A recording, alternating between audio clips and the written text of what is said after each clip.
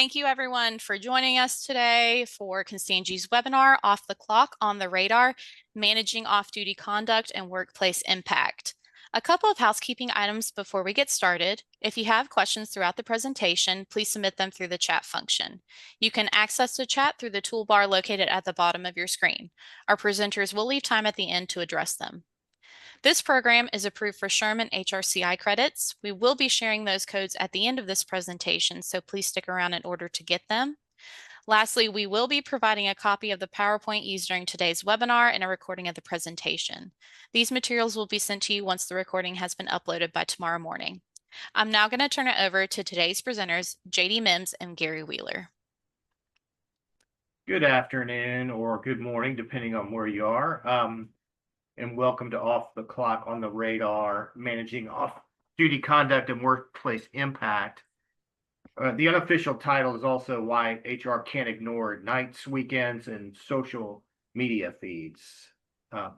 I've been a labor and employment attorney for 27 years now, and over that period of time, I've seen the changes both in culture and technology have been more jarring to me than those to the law. And just to give you an example of that, one of the snippets I'll be sharing with you today is from MySpace, a true story from MySpace, if anybody remembers that platform. But just to give you an idea of generally what we're going to be doing, we're going to move from broad principles to hot button scenarios, and then at the end we're going to leave some time for questions. But as we get started here today, I know I'm trying to get an idea of where our attendees are in the nation. We've got an area of law that is somewhat well, it's fairly state specific. So if you would put which state you're from, I'd appreciate it. That'll help us get an idea of where everybody's from. Okay, well, here is our agenda. We'll be hitting on these 8 topic areas, and while we're attorneys and we'll be covering legal risks, this won't be a law school lecture. We'll provide some practical, actionable items, and hopefully you'll take some value away, that things that you can do immediately that should be helpful to you. You stop me if you need some clarifications, but generally speaking, we're going to save the questions, the deep dives until the end. Okay. All right. Well, first, let's talk about the general considerations with off the duty conduct. In general, what an employee does with his or her own time is usually their business. Of course, we know they're riddled with exceptions, but 5 states actually codify that. Basically, there are 5 states where they flat out protect lawful off-duty activity. And so in that case, it's less about employers exercising good judgment as it is about interpreting the law and what your legal obligations are.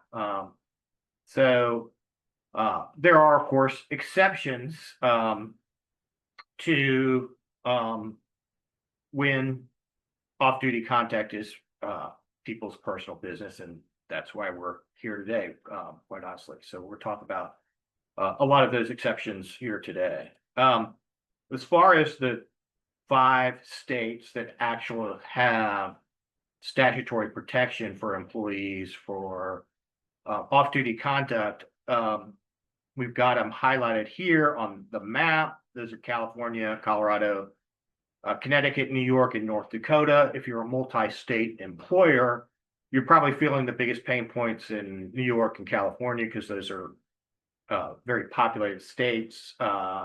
And so those are the states where you may have more of the compliance concerns. So when we talk about big principles, generally when you're dealing with disciplinary issues, whether it's drafting disciplinary memos or counseling memos, focus on business impact, not morality. And, the way things work with multi-state employers is a zero tolerance policy in a state like Florida can trigger a lawsuit in a state like Colorado. So, just to give you one example, let's say an employer were to adopt a nicotine-free policy. Um, and that would be perfectly legal in Florida, but it would create automatic liability or potentially automatic liability in Colorado, and in states like California, Connecticut, North Dakota, and New York, for similar reasons. Um, so national employers will you need to either have a state carve out for certain policies, or they'll have to do a business impact exception, in which they'll say discipline is only warranted under a smaller range of circumstances than it might be in states like Florida and Georgia and Texas, where employers are going to have a lot more discretion.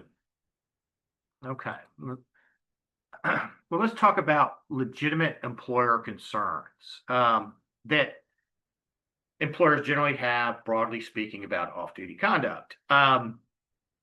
Just imagine a viral video involving one or more of your employees in an off-duty setting that brings unwanted attention to your company. And I've held off for this long, but can't do it anymore. The low-hanging fruit here would be, of course, the Coldplay kiss cam situation that has gone extremely viral. As everybody in the HR profession can imagine, is like, well, what would happen if I was in that scenario?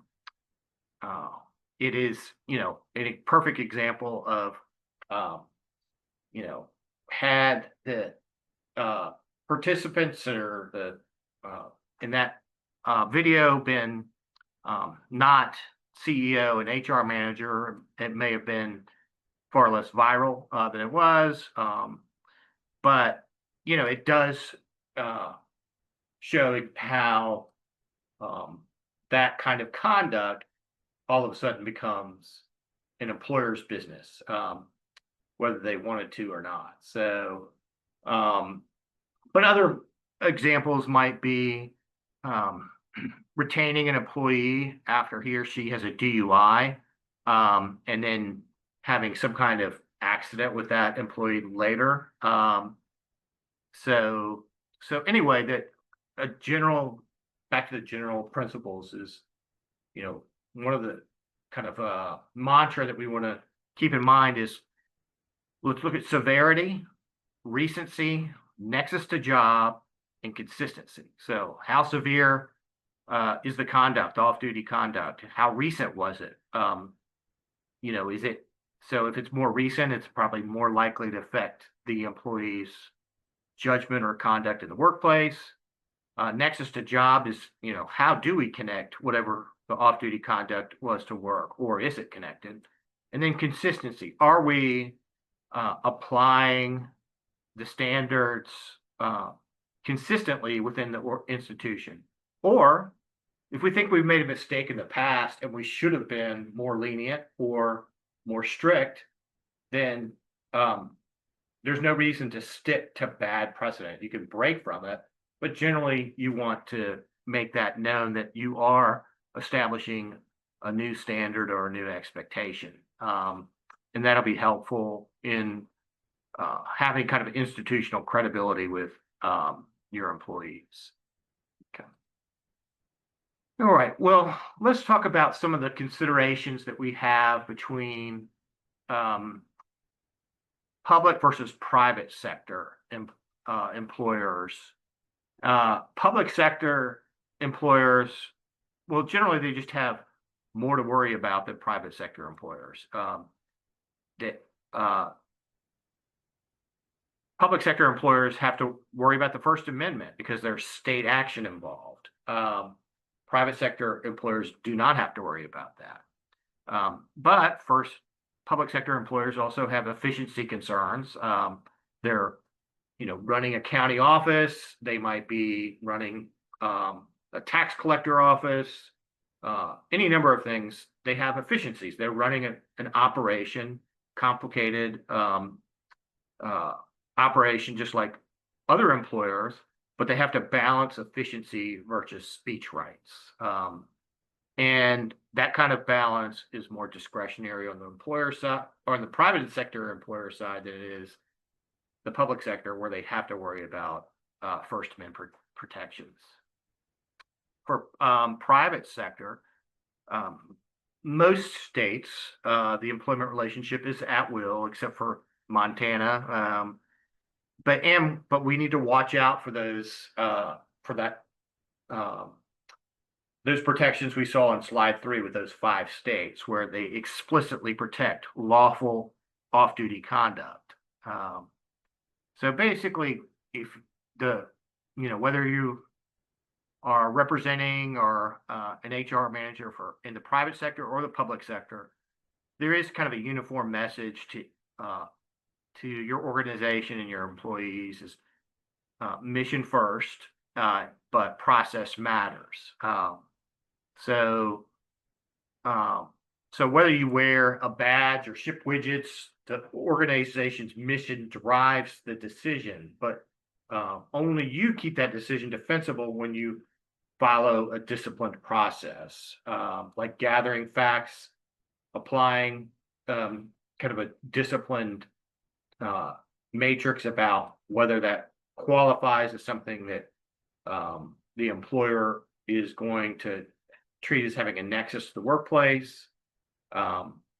You give the employees a voice to protect against making a decision that's based on incorrect information. That's like due process, even if you don't have a legal obligation to provide it, and document how the conduct jeopardizes the mission. So you could skip the process and even have a rock solid reason for doing it and still be in a much more vulnerable position. So this process I'm describing is more of an art than a science. You'll find that decision makers, whether it's judges or juries, treat employers far more favorably when the employer has demonstrated an effort to make sure that they're making the right decision. And so if you have 2 employers that both arrive at the exact same decision, but one is able to show their work more comprehensively, that employer is going to be in a much better position because they'll be deemed or they'll be viewed as being the more fair decision maker. And that means a lot in litigation and in resolving disputes informally as well. Okay. All right. So what are some things that you could do with regard to when you're shaping your policies, your employment contracts, and even your training? Write down expectations. These kind of expectations are going to work themselves into social media policies, moonlighting policies, if you have it, policies regarding reporting arrests, and avoid laundry lists of conduct that will automatically be subject to discipline, and be a little bit more flexible with that and describing a process. So, and anytime you're applying these, especially if you're a large employer and you're applying these off-duty concepts with regard to discipline, it probably makes sense to every once in a while do an audit to gather together, the discipline that's been taken that is dealing with off-duty conduct and see if you're applying that consistently.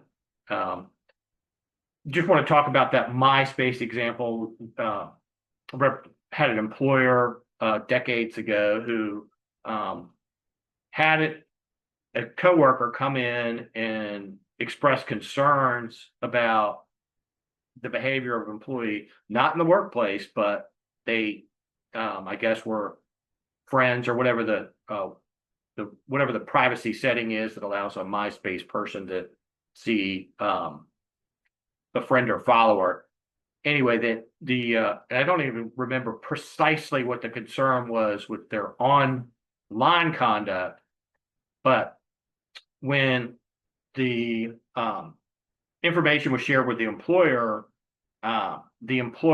had like a private jet, and it was shared on this person's MySpace page, and it said the company, you know, the company jet, and it had, him pictured next to the jet, and the employer did take disciplinary action, probably more severe disciplinary action against that employee than they would have taken in the absence of the concerns that were brought to them by the employee. But that is one example where probably the employer hadn't really thought of, because social media was kind of in its infancies at that time, to have a policy that says, hey, don't use our brand, don't use us in your personal online communications. And I think that's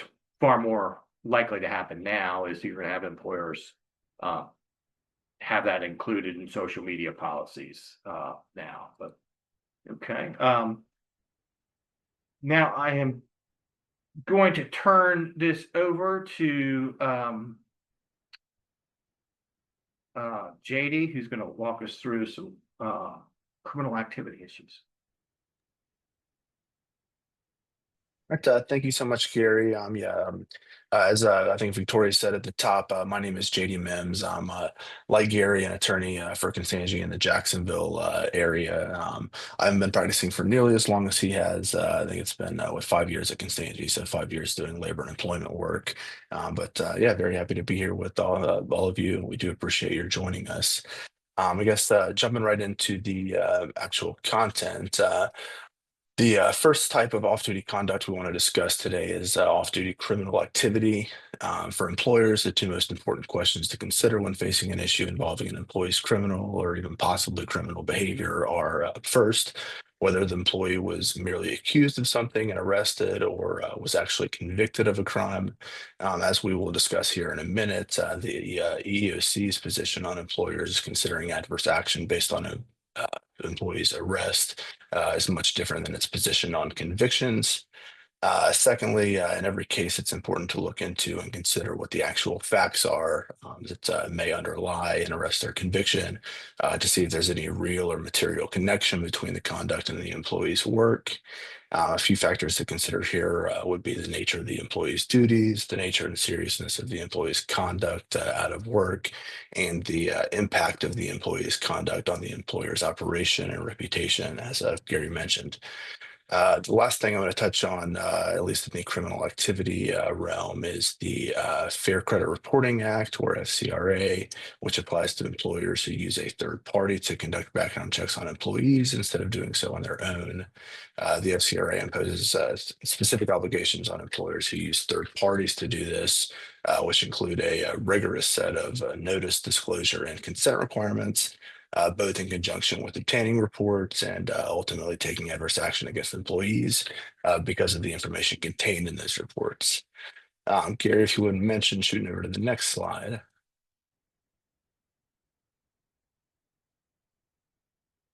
Okay, so first, the EEOC's position on arrests. Um, because of the disproportionate numbers of certain racial or ethnic groups arrested, and the fact that arrests don't um, uh, in and of themselves, excuse me, establish criminal conduct, according to the EEOC. An employer's use of arrest records to make employment decisions may have a disparate impact on minorities and be discriminatory. Arrests, of course, are not proof of criminal conduct, and many arrests either fail to result in criminal charges or the charges are ultimately dismissed. Even if an individual is charged and ultimately prosecuted, it's important to remember that he or she is presumed innocent until proven guilty. So it's not good, of course, to make any employment decisions on arrests. That said, an arrest may, in some circumstances, trigger an inquiry into whether the conduct underlying the arrest justifies an adverse employment action. This should be done on an individualized basis. It considers the nature of the conduct, whether the conduct is job related or could impact the employee's ability to perform in his or her position, and ultimately whether a termination or other adverse action is consistent with business necessity. Next, I want to talk about convictions. Unlike arrests, the EEOC provides that all records of a conviction will usually serve as sufficient evidence that a person engaged in particular conduct, given the procedural safeguards associated with trials and guilty pleas. As such, in the Commission's view, convictions may serve as the basis for adverse employment actions without as much of an inquiry into the underlying conduct. However, it is still important for an employer to consider whether a conviction matters to the job in question and whether adverse action is consistent with business necessity. In doing so, the EEOC instructs employers to consider, among other things, the nature of the crime, the time that's passed since the criminal conduct occurred, and the nature of the employee's job. Of course, the last and most important point here is for employers to make sure that whatever their policy on arrests or convictions may be, they apply it consistently. Also, Gary, as we move into the next slide, which discusses certain hurdles to pulling arrest and conviction reports imposed by the FCRA, we recommend that employers consider revising their policy language to require that employees self-report arrests and convictions. Okay, so FCRA, so we've got the slide up. As I mentioned a couple slides ago, the FCRA imposes specific obligations on employers who use a third-party service to pull an employee's arrest or conviction reports. These obligations include a rigorous set of notice, disclosure, and consent requirements, both in conjunction with first obtaining the reports and ultimately wherever adverse employment actions are taken based on information contained in those reports. First, I want to talk about the obligations that employers have when obtaining reports. Before an employer can obtain an applicant or an employee's arrest or conviction report for employment purposes, it's required to do two basic things. First, it's required to notify the individual in writing that it may be obtaining the report. The statute requires that the disclosure consists solely of the notice in an easy-to-read document that does not address any other topics. Secondly, an employer must also obtain written consent from the individual before obtaining this arrest or conviction report. Since it's common for an employer to take care of the FCRA notice and consent requirements during the pre-hire process, and the focus of today's presentation, of course, is on pulling reports detailing potential criminal conduct of individuals who are already employees. We recommend that any pre-employment disclosure and consent forms contain language making clear that they apply at any point in the employment relationship. This, of course, allows employers to pull arrest or conviction reports as necessary without jumping through these couple hoops again. Next, if the employer decides to take an adverse employment action against an employee based either entirely or in part on information contained in an arrest or conviction report that was supplied by a third-party vendor, it's required to meet additional requirements both before and after taking the adverse action. Before taking the adverse action, the employer is required to provide the investigated individual with a copy of the arrest or conviction report, as well as a written summary of their rights. After they do that, the employer must then give the employee a reasonable amount of time to respond to the contents of the report before proceeding with the adverse action. I think according to the FTC, 5 days is considered reasonable in this area. After taking an adverse action, the employer is required to provide an individual with notice concerning the adverse action, notice of the individual's right within 60 days to request and acquire another copy of the report and no charge to themselves, and notice of the individual's right to contest the contents of the report. I think the next bit we're going to discuss is social media posts. So Gary, if you'll bump on over to the next slide. Okay, moving into non-criminal off-duty conduct. One of the more common issues that arises in the area today is employee social media posts and how to deal with certain situations where, for example, an employee makes an inflammatory post or comment online that may shed a negative light on the employer. In the public sector, the most important thing for employers considering adverse action based on an employee's problematic online activity is to remain aware of the employee's rights under the First Amendment to the U.S. Constitution, which, of course, provides us all with a baseline protection from governmental interference with the fundamental rights to freedom of speech and expression.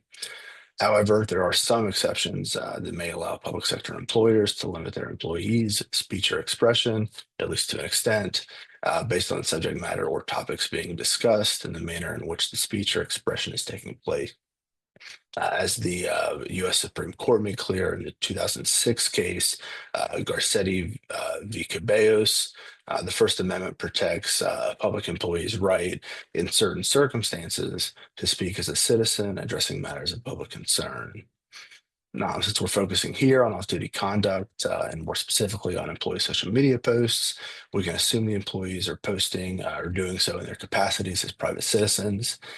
So the two primary questions that determine whether the speech can be limited are, first, whether this topic being discussed involves a matter of public concern as opposed to something more personal in nature, and second, whether the employer has an adequate justification for restricting the speech.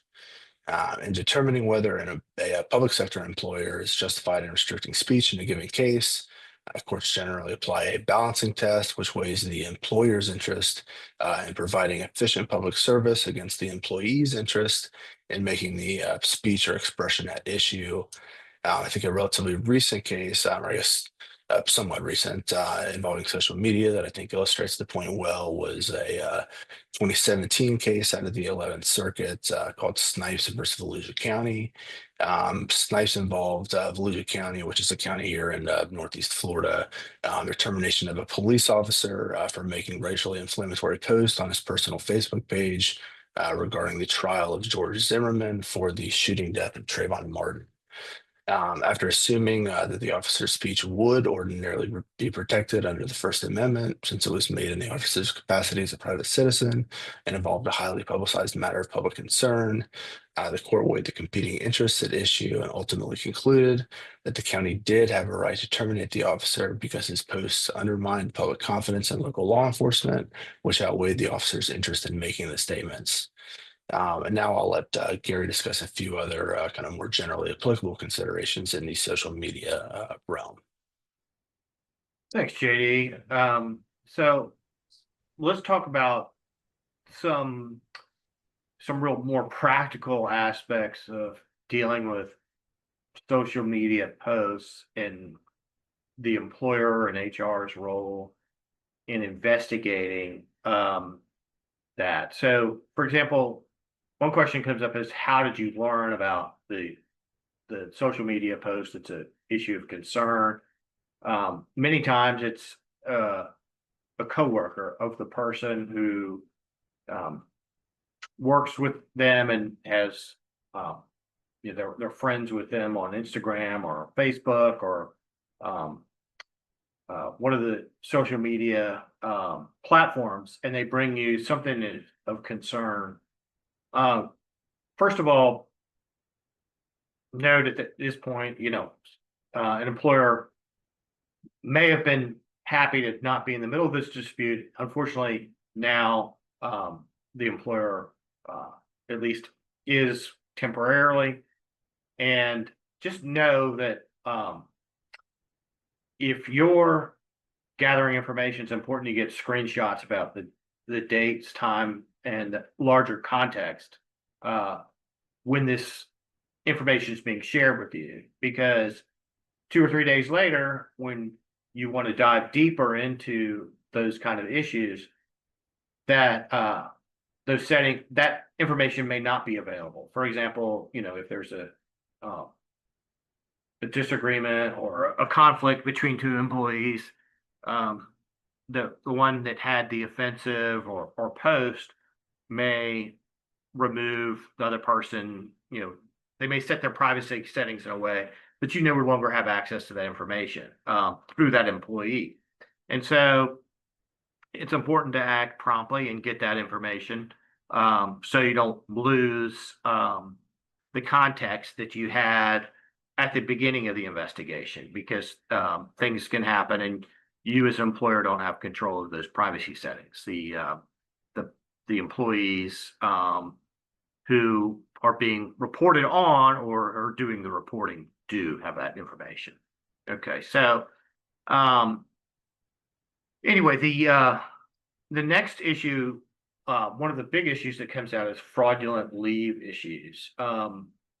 if you're, also put in the chat if you have a policy that addresses that employees who are on some kind of paid or protected leave, while they're on paid or protected leave, does your organization, your company have a policy that either prohibits the employee or requires the employee to report to you if they're going to either travel outside of the area or obtain some kind of additional work. So that's one of the things you see a lot sometimes is somebody will be on FMLA leave. They'll be supposedly out for their own medical condition.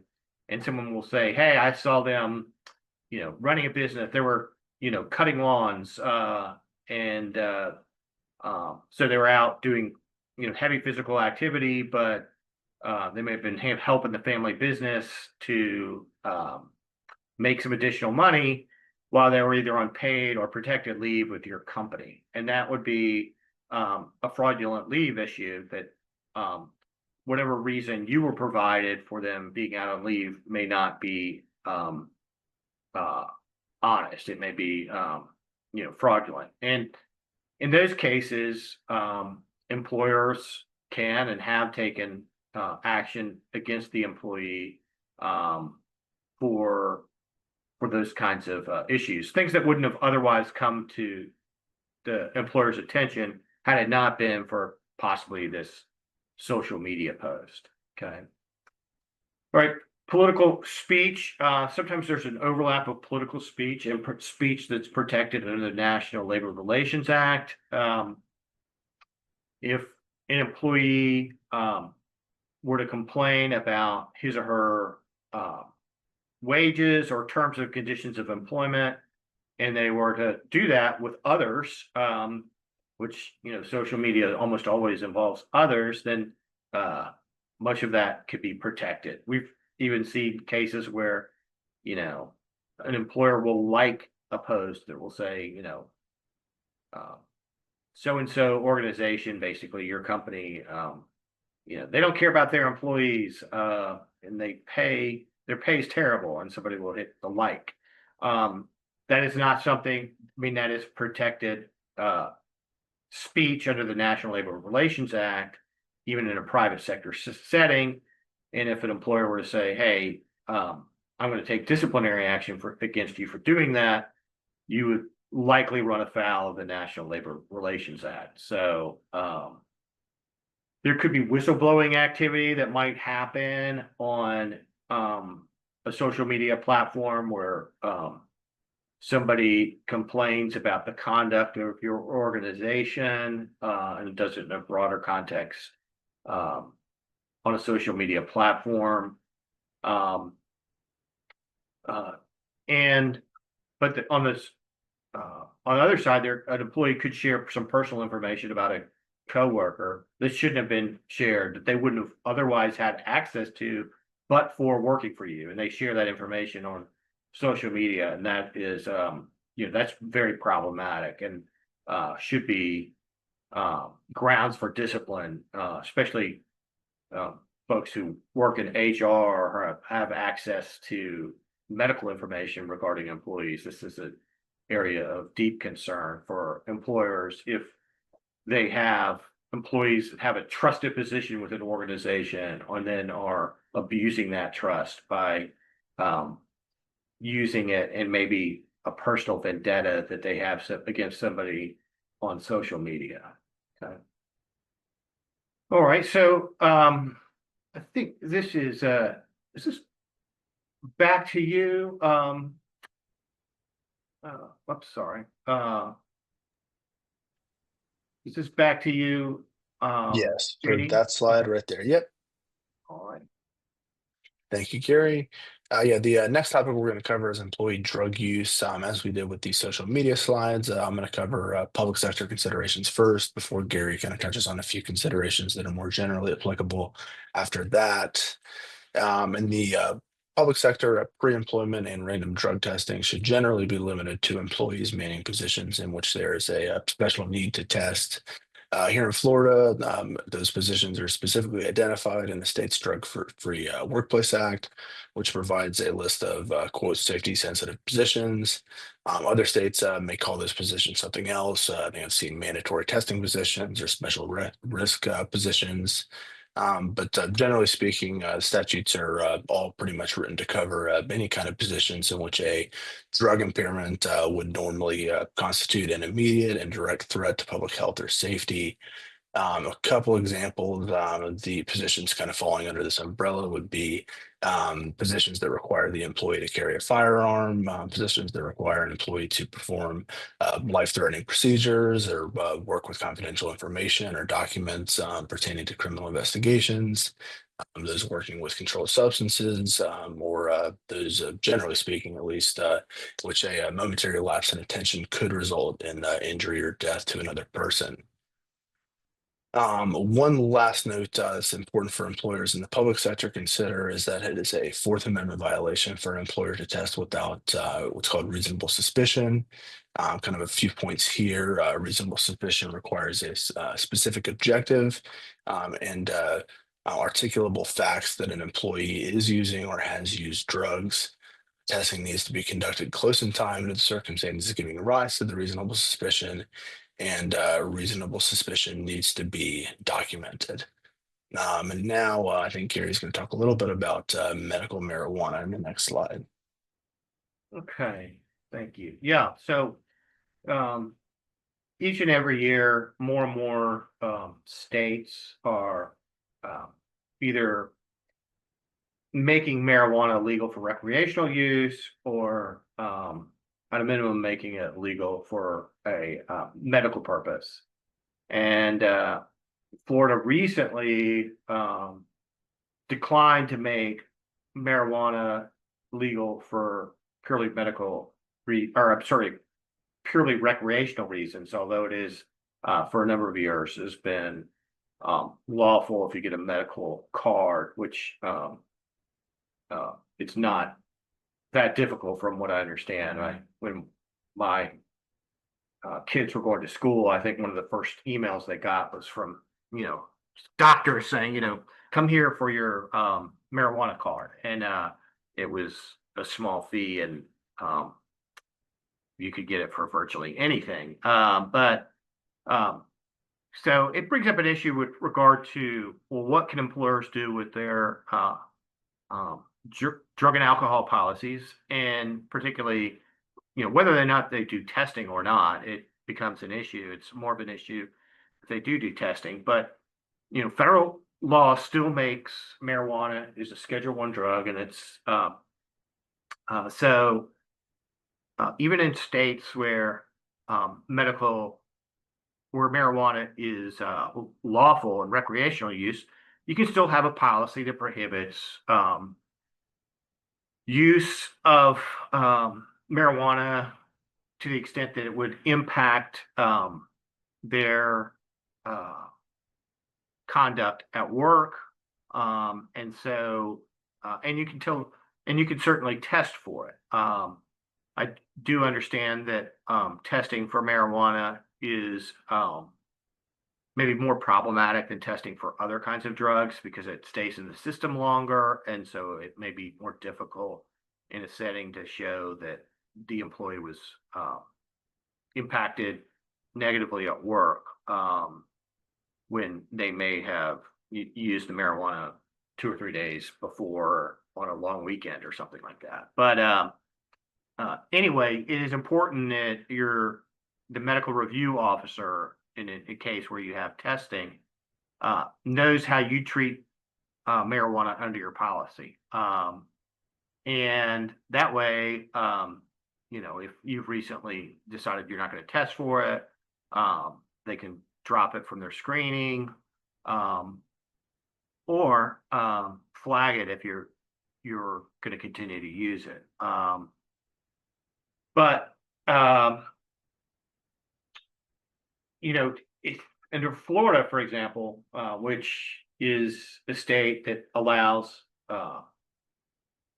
marijuana for medical purposes, there is a statute that says Florida law does not require an employer to accommodate the medical use of marijuana in any workplace or any employee while working under the influence of marijuana. So an employee could say, listen, I've got glaucoma. My doctor says that I can take this for, pain relief. An employer can still say, I'm sorry, it's not a reasonable accommodation for us to allow you to use marijuana. And that would be lawful under both federal and state law. It doesn't create a cause of action against an employer for discriminating against them, even if they were to terminate their employment because of their use of that medical marijuana. Okay. All right. All right. Secondary employment. Here's an issue that some employers have anti-moonlighting policies, but typically we suggest that if an employer has a policy with regard to moonlighting or secondary employment, that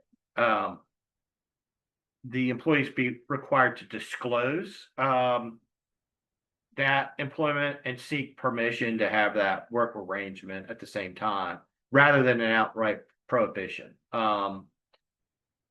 Because there are certain states like California, Illinois, who may have protections for employees having secondary work. So it's better to use a conflict of interest or fatigue type standard.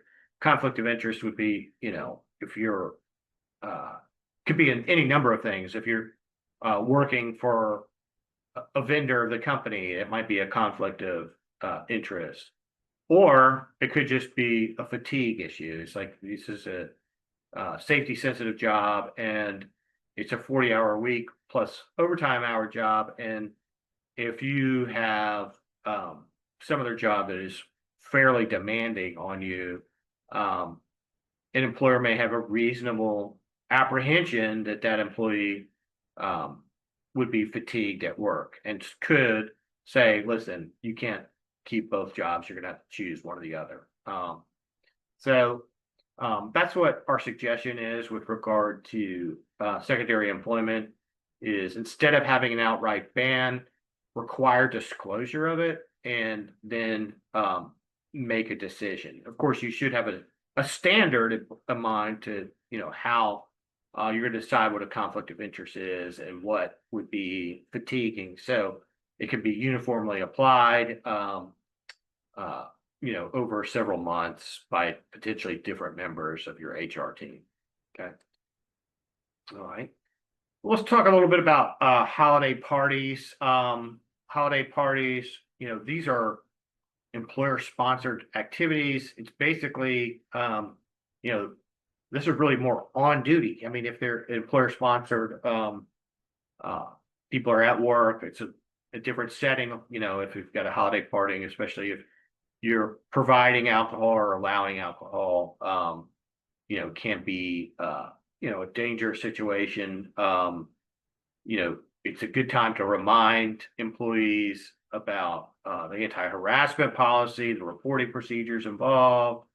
And with regard to transportation, just a common sense tip, cab vouchers are much cheaper than a lawsuit. So if you're going to have an employer-sponsored event where there's going to be alcohol provided by the employer, it's a good idea to have these cab vouchers to protect against any kind of accident that may be caused by an employee having a DUI after leaving a company-sponsored event. Okay, let's talk about some other recreational events. Organized sports league. If you have like a softball team and somebody, blows a knee out while they're playing softball, that's, that is almost certainly covered by workers' comp. There, you can have a waiver of a particular issue if you have something that's dangerous, but you can't waive gross negligence. A waiver, I don't think waivers useless, but they do have their limited ability to protect employers when there is some kind of gross negligence. So, now when you're planning these events, it also could be a potential, area of discrimination if you don't have it inclusive enough, that certain groups legitimately are dissuaded or precluded from participating. It could be seen as, hey, this is an important event for networking, and I can't possibly do this kind of event for any number of reasons, and could be a problem for you. So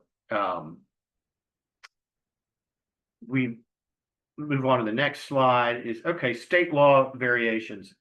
Just want to send you a warning: is that there are over the last 10 years, states have been much more active in passing legislation distinguishing their states from others. For example, smoke-free workplaces can go both ways, and many states do. They'll have explicit laws that protect employees in certain buildings, in certain settings, because against access to secondhand smoke, or exposure to secondhand smoke. And by the same token, the same employees that are prevented from smoking at work, if they smoke at home, and you want to preclude them from working in your organization because you deem it to be unhealthy, and you would just like to discriminate against smokers. In certain states, that's perfectly legal, but in many states,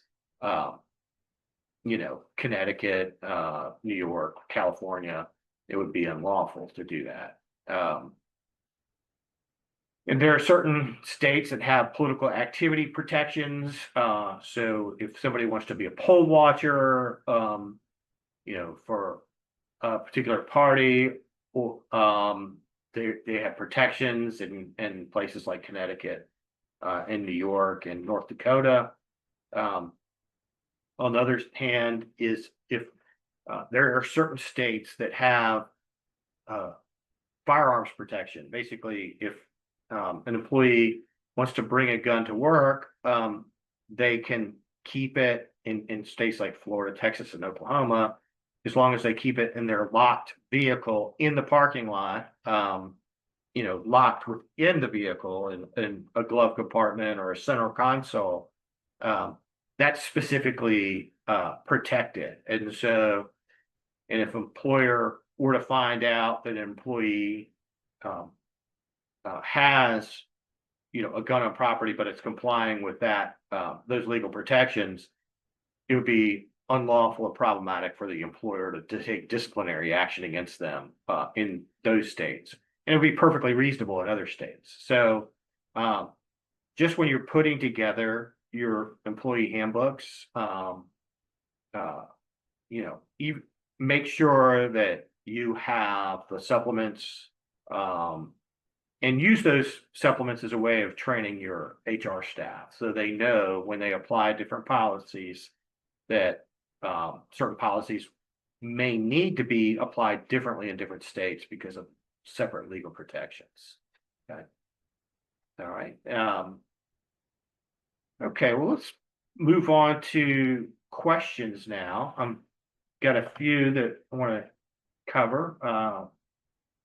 One second. And okay.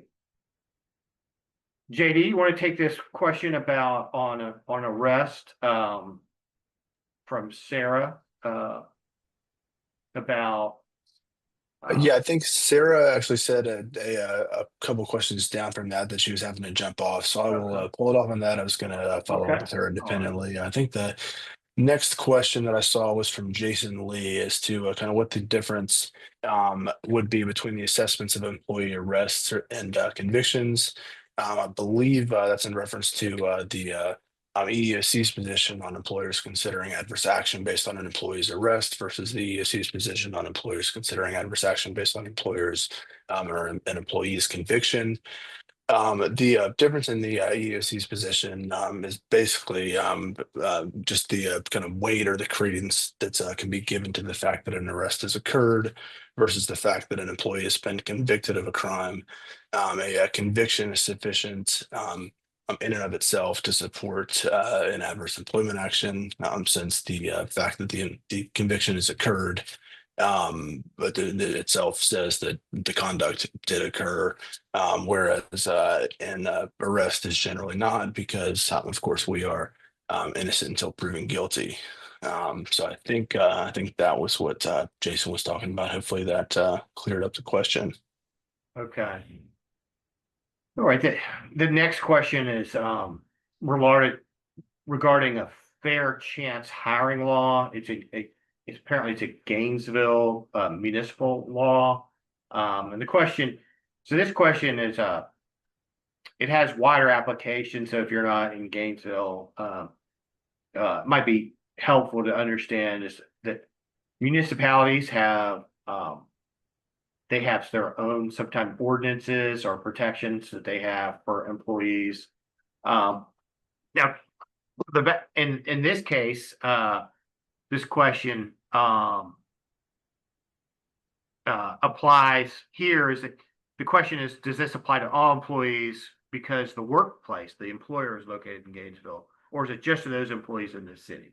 Well, in that case, it is just to those employees that work in that city.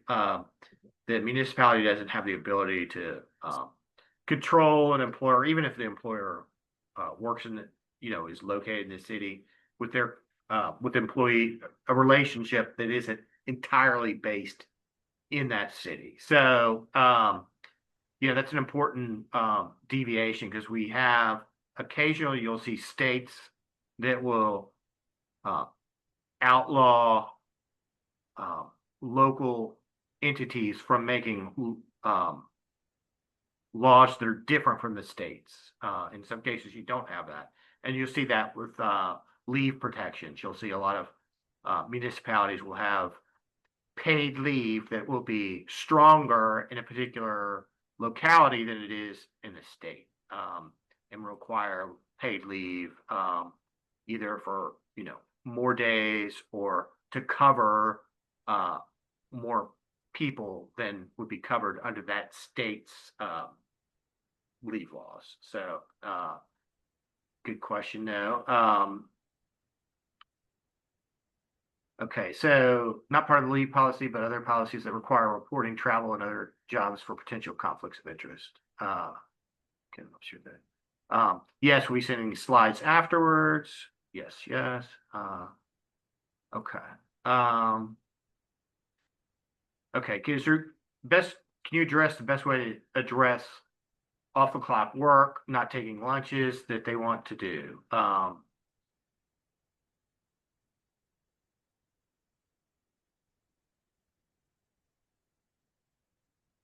Okay, yeah. So basically, this is a general question. It's like, how do you protect against off the clock work? Part of that is through policies that make it clear that employees are to report all the hours that they work.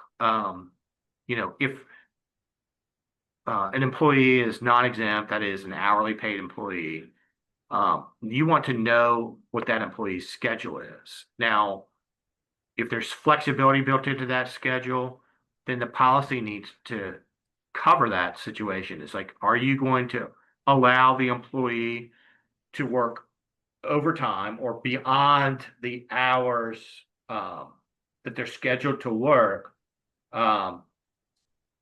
with discretion, with their own discretion, with the supervisor's discretion, they can need to get HR involved, but all these things need to be thought through just to see what kind of ability the person has to work beyond normally scheduled hours. If there are exceptions, how do you allow that to happen? And what do you do in situations where an employee is ignoring the process for seeking permission to work, have an exception with regard to their work hours, and they work anyway? Typically, our advice in that situation is, if you're aware of that, the employee should be paid for that time, but you should also discipline them so it doesn't happen again. And sometimes it could involve a employee and their supervisor. Let's say an employer has a policy that says if you're going to work overtime, it needs to be approved by your supervisor and HR. And it just gets approved by the supervisor. HR was not involved in it, and they should have been. Well, in that situation, the employee works off the clock. It was approved by the supervisor, but not the HR. So the channels were only partially followed. Well, then both of those employees need to be disciplined. The supervisor who allowed it to happen, and the employee who knew that it was only approved by the supervisor. And if you don't take that disciplinary action, then you're just allowing an off the books type practice to develop and undermine the credibility of your time records. You want to have, as an employer, you want to have time records, and you want those time records to reflect reality. If you have situations where they only partially reflect reality, or they don't reflect reality at all, then your records are useless and will be laughed at by a decision maker. So it's important for you to, through a combination of policy design and discipline and taking steps to make sure that those policies are carried out, that you prevent off the clock work. So good question though. Okay. Let's see. Okay, what about employees dating off the clock and then it goes bad, one stalks the other through Facebook, fake profiles? Okay. This is an example where some employers have policies that require certain relationships to be reported to employers. It's usually if they're in maybe the same physical location, they report to one another in the same division of the company. But if it goes bad and there has it has a nexus with the workplace, then an employer probably has a right and potentially an obligation to take some kind of action. But these are all kind of factually specific type things that I don't want to make any sweeping analysis without knowing a little bit more about the facts of this particular issue. Okay. Okay. Yes. The question: will you expand on workplace teams? We just put a kickball to keep together. If someone gets hurt, this falls into workers' compensation. Almost certainly. Yes, it does. Okay.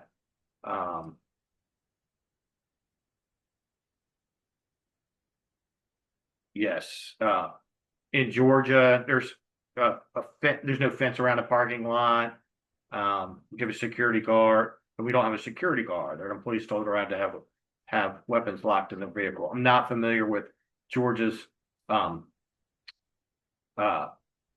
guns in the vehicle policy, but unless the statute has some kind of exception, I think that would still be permitted for the employee to do that, but would want to check on that. But the Usually the only requirement is that it be locked in the company, in the vehicle, when it's parked there. Okay, well, it looks like unfortunately we won't have any time for any other questions, but I appreciate your time and hope you had got good value of that, and here your SHRM activity ID and your HR activity for getting credit. All right, well, thank you for being with us, and I hope you have a great rest of your day.